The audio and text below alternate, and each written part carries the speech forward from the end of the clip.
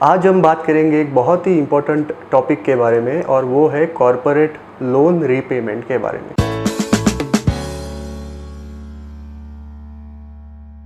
दोस्तों, जब से विजय मल्ल्या और नीरव मोदी का इशू सामने आया है तब से मोदी सरकार को बहुत क्रिटिसिज्म का सामना करना पड़ रहा है। ज़्यादा डिटेल्स में नहीं जाऊंगा क्योंकि आपको तो पता ही है, ये एक ऐसा इशू था जहां पर इन दोनों की कंपनियों ने बहुत सारा लोन लिया था और वो रीपे न कर सके या फिर उन्होंने रीपेमेंट से इनकार कर दिया। हालांकि इन दोनों इश्यूज़ में जो लोन लिया गया था वो यूपीए सरकार के टाइम पर लिया गया था, लेकिन अपोजिशन अभी इसको मोदी सरकार से जोड़ने में जुटी हुई है।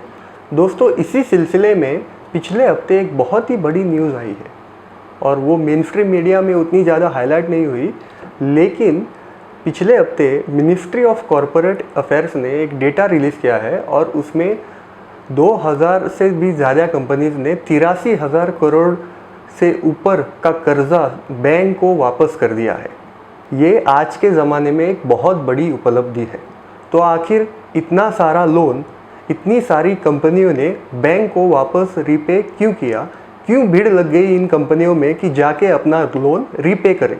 दोस्तों, जब से विजय मल्ल्या का केस सामने आया है तब से मोदी सरकार ने ऐसे केसेस रिपीट ना हो इसके कारण बहुत सारे स्टेप्स उठाए हैं और ऐसा ही एक स्टेप था जिसमें इंसॉल्वेंसी एंड बैंक्रप्सी कोड, जो कि ऐसे केसेस से डील करता है, उसमें सख्ती लाने का काम किया है। दोस्तों, मीडिया में रिपोर्ट किया गया कि आईबीसी में एक स्पेसिफिक अमेंडमेंट की वजह से ये सारी कंपनियां घबरा गईं। ये अमेंडमेंट था जो कि इन कंपनियों जो बैंक्रप्सी कोर्ट के द्वारा एक्शन के लिए लायबल हैं उनके प्रमोटर्स को रिजोल्यूशन प्लान यानी जो कंपनी का रिस्ट्रक्चरिंग होता है उसमें बिड करने से मना कर दिया।